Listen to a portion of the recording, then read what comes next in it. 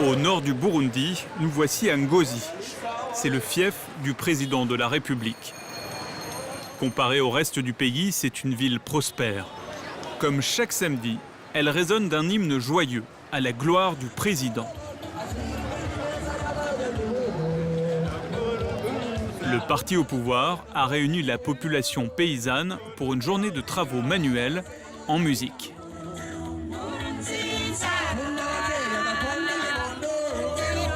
Cette année, le Burundi a été classé comme le pays le plus pauvre au monde et le plus mal nourri d'Afrique. Mais le parti au pouvoir est réputé pour la qualité de ses chansons qui vantent le bilan présidentiel.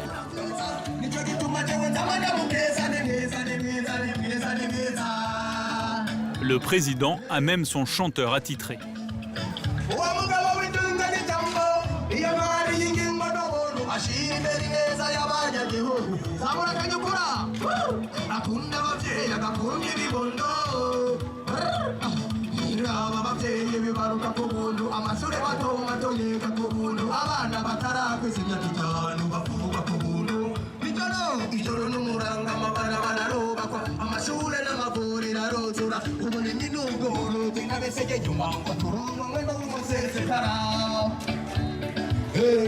11 ans que les Burundais entendent le même refrain. Ce programme de travaux bénévoles est censé les rapprocher. Il permet aussi aux figures politiques locales de se faire bien voir, comme le tout nouveau gouverneur de la région, très enthousiaste devant notre caméra. On chante le président de la République, Peter Nkurunziza. Oui, parce qu'il est l'initiateur de tous les travaux, il est l'initiateur de toutes les œuvres qui ont été réalisées à base des travaux communautaires. C'est un homme bien, ce président? Oui, extrêmement bien. Extrêmement bien.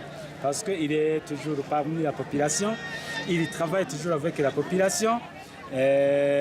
Donc, il traverse toutes les provinces, toutes les zones, toutes les collines. Donc, c'est un développement intégral qui est en train de promouvoir. Vous êtes en train de me dire que vous avez voté pour lui, peut-être? Hein? Vous avez voté pour lui, peut-être? Oui. Même en 2020, le vote sera... D'ailleurs, nous espérons 100% en 2020. Oui. La population espère-t-elle réellement un 4e mandat du président Pierre Nkurunziza? Il y a un an, la question de son 3e mandat, contraire à la Constitution, avait mis le pays à feu et à sang.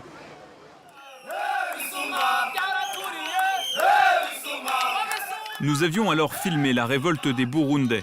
Pendant des semaines, la jeunesse, toute ethnie confondue, s'était soulevée contre le passage en force annoncé du président. Des slogans et des chants vite recouverts par le bruit des balles policières.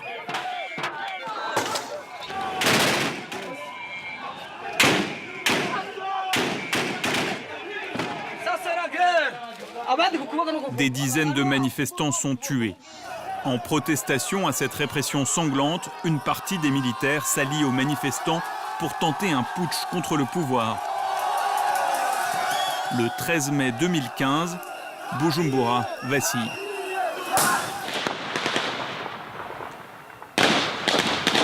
La bataille se concentre autour de la prise de la télévision nationale, seule antenne qui diffuse dans tout le pays et qui pourrait faire basculer le sort du Burundi. Victorieux, les partisans de Pierre Nkurunziza en profitent pour détruire les médias indépendants qui avaient couvert les manifestations et dénoncé les violences policières. Leurs locaux sont attaqués comme des positions ennemies. On a brûlé Renaissance, on a brûlé ça. Une centaine de journalistes ont dû fuir le Burundi. La plupart sont en exil au Rwanda, le pays voisin. Ils ont attaqué nos bâtiments, ils ont mis le feu, ils sont partis méthodiquement sur toutes les radios et ma télévision indépendante. Les 4, ils les ont tous attaqués méthodiquement pour les détruire.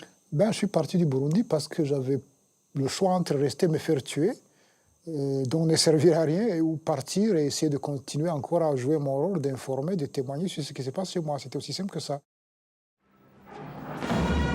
Une fois le putsch contré, les médias détruits, la voie est libre pour se faire réélire. Pierre Nkurunziza purge son parti, le CNDD-FDD, de tous ses opposants nombreux qui s'étaient levés contre ce troisième mandat et avaient espéré un autre candidat. Il est réélu avec près de 70% des suffrages, tandis que les autres partis ont boycotté ces élections.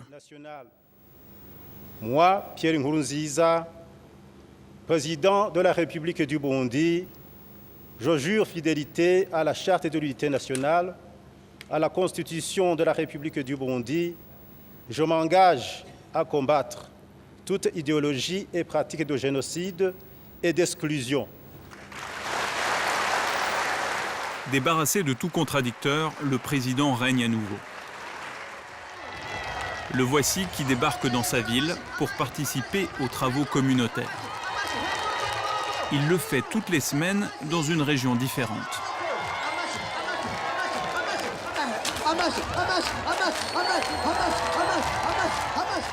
Dans ces provinces rurales qui rassemblent la majorité des Burundais, les autres partis politiques n'ont jamais pu faire campagne. Vous voyez cette image qui donne une impression de popularité. Mais en fait, c'est comme si vous preniez deux boxeurs, vous les mettez sur un ring, vous ligotez l'un, les met derrière le dos, et l'autre tape tout seul. Il a ligoté les autres opposants, tous ses opposants, les autres acteurs, les met derrière, et puis le seul qui donne des coups. Après, on nous dit il est populaire, il est populaire. Mais évidemment, il n'y a que lui qui peut aller rencontrer les gens. Et comme il est président, qui rencontre des gens, qui serrent les mains. Ce grand stade construit à la main constitue le décor idéal du Burundi de Pierre Nkurunziza. Comme une preuve monumentale que son pays peut survivre aux sanctions internationales contre son troisième mandat. Pour contrer les accusations et l'ouverture d'un examen préliminaire à la Cour pénale internationale pour meurtre, emprisonnement, acte de torture, un homme parle pour le président. C'est son omniprésent conseiller, Willy Nyamitwe. Là, c'est la population, toute ethnie confondue, des femmes, des hommes, des enfants, des adultes. Tout le monde vient se joindre aux efforts du président de la République pour bâtir ce stade. Selon le communicant du président, l'année de violence au Burundi et les meurtres d'opposants ne sont pas commis par le pouvoir, mais par l'opposition elle-même qui aurait ourdi un complot contre le président pour s'ériger en victime. C'est eux qui kidnappaient des gens pendant la nuit, qui les tuaient et qui jetaient les cadavres dans les rues, qui prenaient des images pour essayer de faire dire au monde entier que voilà, le pouvoir était en train de tuer des opposants. Le monde entier, en tout cas la communauté internationale, s'est fait avoir, ils se sont fait berner. Mais bien évidemment, parce que cette manipulation de l'information était tellement grande que les gens, au lieu de venir visiter le pays et vérifier eux-mêmes, les gens gardaient cela comme vérité d'évangile. Et c'est fabuleux ce qui se passe. Les policiers tuent les gens, les laissent dans les caniveaux, les laissent dans la rue pour essayer de terroriser la population. Et maintenant, ils essaient de dire que c'est des rebelles. Mais il n'y avait pas de rebelles encore à cette époque-là. Que c'est des rebelles qui tuent les gens et qui les laissent dans la rue pour terroriser la population. Mais c'est incroyable. Les cadavres dans les rues, il y en a. Tout au long de l'année, les scènes macabres se multiplient dans les quartiers de la capitale qui s'étaient soulevés contre le président. Des quartiers essentiellement Tutsis. Les journalistes locaux d'Iwachu ont pu relever les témoignages. Arsène a été le premier à être tué. Les flics sont revenus pour prendre les autres. Et ces derniers criaient « Nous ne sommes pas des manifestants, nous n'y sommes pour rien ». Et les policiers ont répliqué « Et taisez-vous, idiots, c'est vous qui nous tuez ». Aujourd'hui, c'est la chasse à l'homme méthodique contre tous ceux qui ont été vus dans la rue, pas qui sont armés, ceux qui ont été vus dans la rue. Ils utilisent les vidéos de l'époque, les photos prises à l'époque, pour aller faire la chasse, maison par maison, chercher les visages des gens qui ont été dans les manifestations pacifiques, pour les tuer, pour les faire disparaître, les torturer, etc. Quand vous avez un système comme celui-là, qu'est-ce que vous faites? Entre mai 2015 et mai 2016, la répression des ex-manifestants fait 700 morts et 800 disparus, selon la Fédération internationale des droits de l'homme. Parmi les rescapés, beaucoup ont décidé d'entrer dans la lutte armée, comme Claude, un rebelle aujourd'hui exilé au Rwanda. Jamais on n'aurait pensé en arriver là et prendre les armes. On était pacifique. C'est le gouvernement qui nous a poussés à bout. C'est le pouvoir qui nous a poussés à nous radicaliser. Quand tu commences à voir tes proches, ton frère, ta sœur, ton oncle, ta famille se faire assassiner, il y a un moment où tu décides de réagir, de prendre les armes et de te protéger.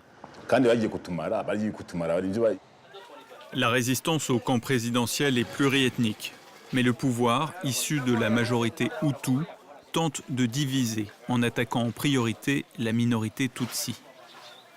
Mais pourquoi est-ce que ça s'éternise? Parce que c'est la seule planche de salut sur laquelle essaie de s'accrocher M. Nkurunziza et ses compagnons. La seule légitimité qu'ils peuvent trouver, elle n'est pas dans la réalisation, elle n'est pas dans un projet, elle n'est que en fait de dire nous sommes le pouvoir des Hutus et quiconque est contre nous ne peut être que celui qui veut ramener un pouvoir Tutsi. Quand ils attrapent un combattant Tutsi, ils le tuent. Les combattants Tutsi ne passent même pas par la case prison. Ils les tuent direct.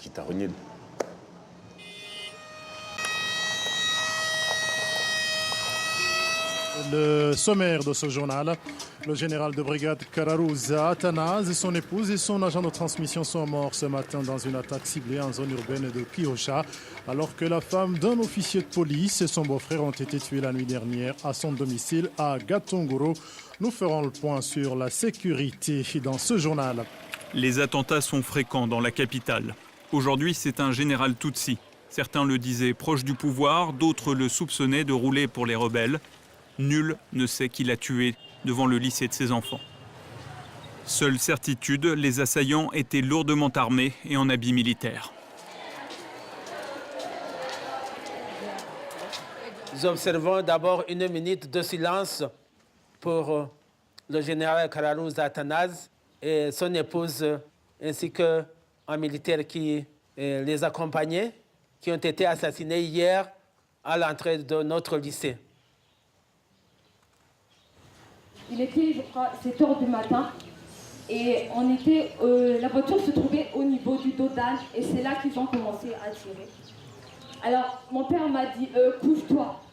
Moi j'arrêtais pas de pleurer et mon père m'a dit tais-toi, il pourrait nous entendre. C'est que c'était une panique énorme. Il y avait beaucoup de cris, on entendait toutes sortes de tirs, je ne sais si ce sont des grenades, je ne sais pas comment on les appelle. Ce qui nous faisait le plus peur, c'était sa femme qui criait, la femme du général. Bon, elle criait, et elle priait. Depuis que le président de la République a décidé de se maintenir au pouvoir, le Burundi n'a pas retrouvé de stabilité. Bonne journée, allez en classe. Je vous remercie. En une année de troubles, ce lycée a dû fermer ses portes pendant 2 mois. De très nombreux élèves se sont exilés.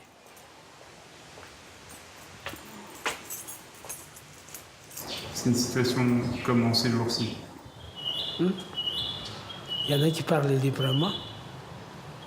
Il y en a qui parlent en catimini, qui sont ciblés, qui sont tués.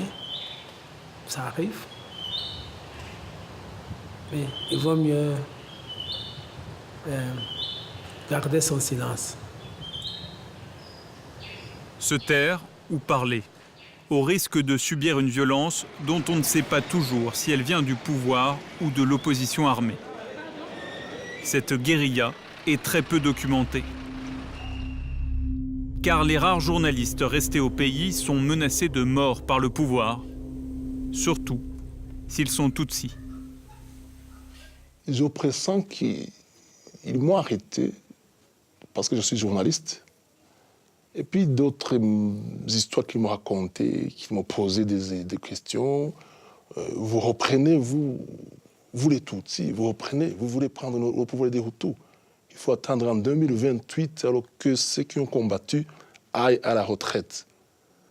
Alors, ils m'ont tabassé. Et là-bas, ils m'avaient enlevé tous mes vêtements, j'étais nu. Complètement nu.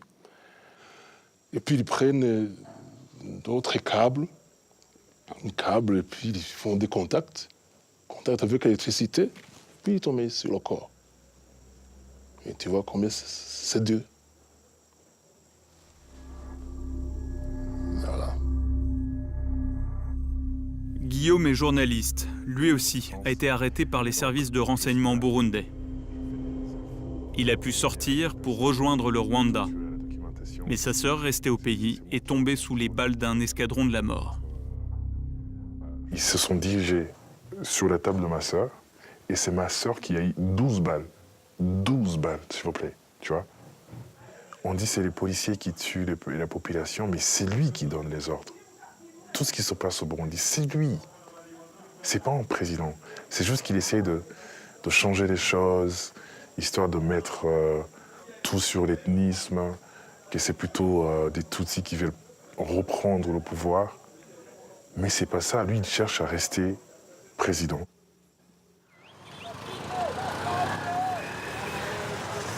Partagé entre une minorité Tutsi et une large majorité Hutu, le Burundi a connu des années 60 aux années 90 des troubles ethniques faisant des centaines de milliers de morts. En 1993, éclate une guerre civile entre un pouvoir Tutsi et une rébellion Hutu.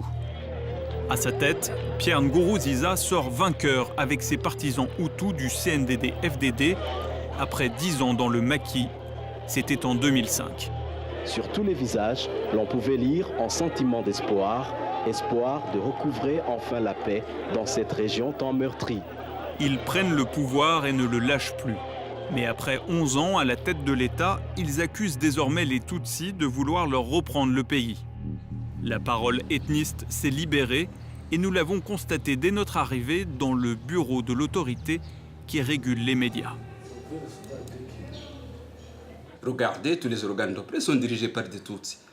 Est-ce que si vous dites ça, vous dites qu'on va vous taxer d'extrémistes, alors que c'est une réalité. C'est une réalité. C'est faux. Avant lui, il y a eu un directeur général Hutu, il y a eu des ministres Hutu après les élections, etc., et avant qu'eux ne viennent. Donc c'est faux ce qu'il dit, c'est complètement faux.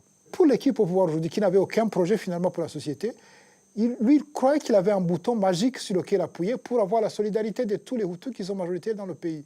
Nous sommes le gouvernement des Hutus, donc les Hutus derrière nous, parce que la menace est Tutsi. Alors, ce qui s'est passé, par exemple, en 2015, comme on appelle les quartiers contestataires de Bujumbura, et malheureusement, les gens qui vivent ces quartiers, ce sont dans leur majorité des Tutsis. Alors là, vous voyez, ce sont les Tutsis qui disent, voilà, il y a un génocide. Mais techniquement, au Burundi... En janvier, l'ONU évoquait le scénario possible d'un nouveau génocide au Burundi.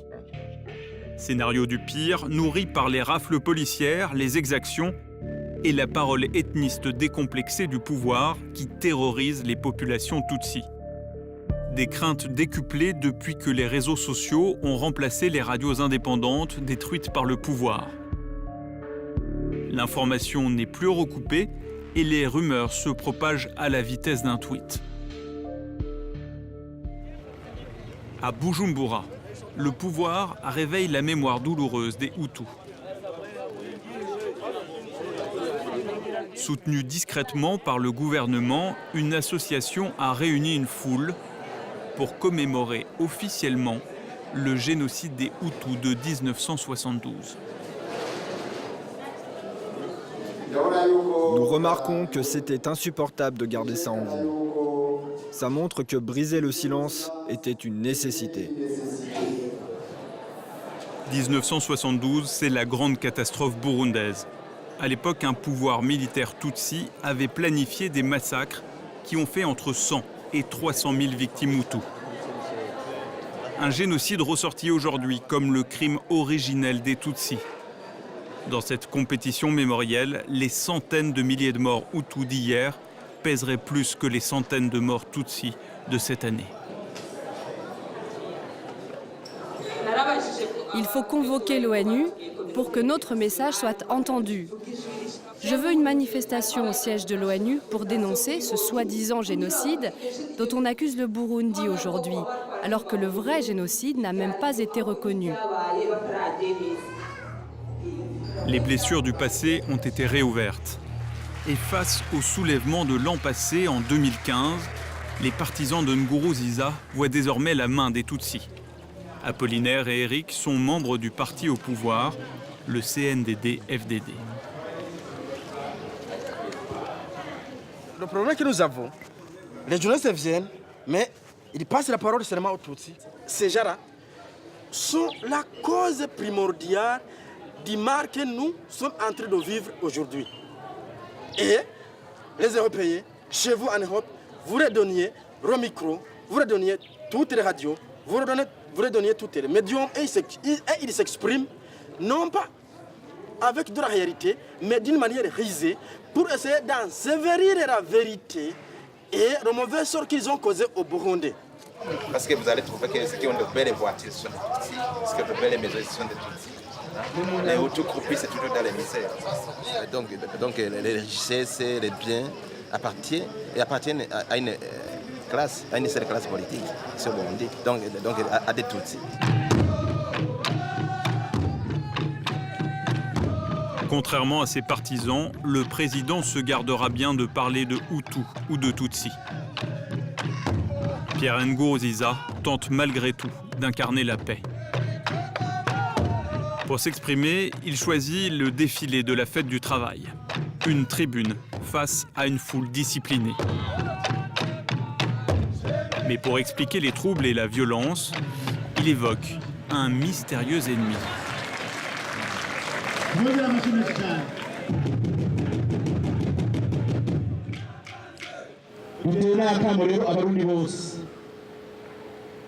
Certains rapports de justice nous parviennent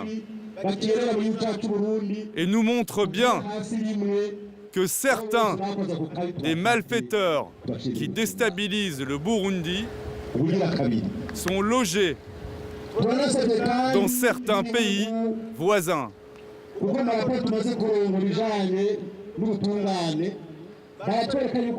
Et ce sont ces mêmes pays qui les financent pour tuer leurs voisins.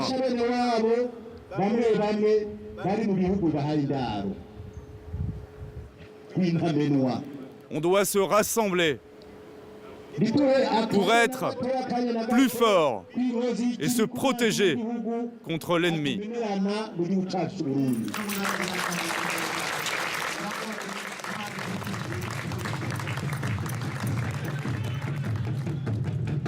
L'ennemi désigné ici à mots couverts, c'est le Rwanda.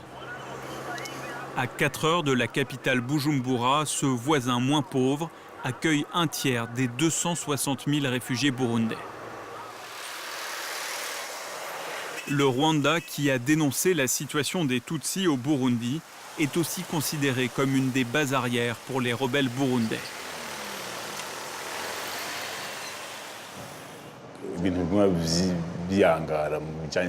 Il faut une révolution dans ce pays parce qu'il n'a jamais eu de développement. On n'avance pas, on recule. Même si c'est par la force, on va rentrer chez nous. Et je peux vous dire que c'est pour bientôt. Et je pense qu'il va y avoir la guerre.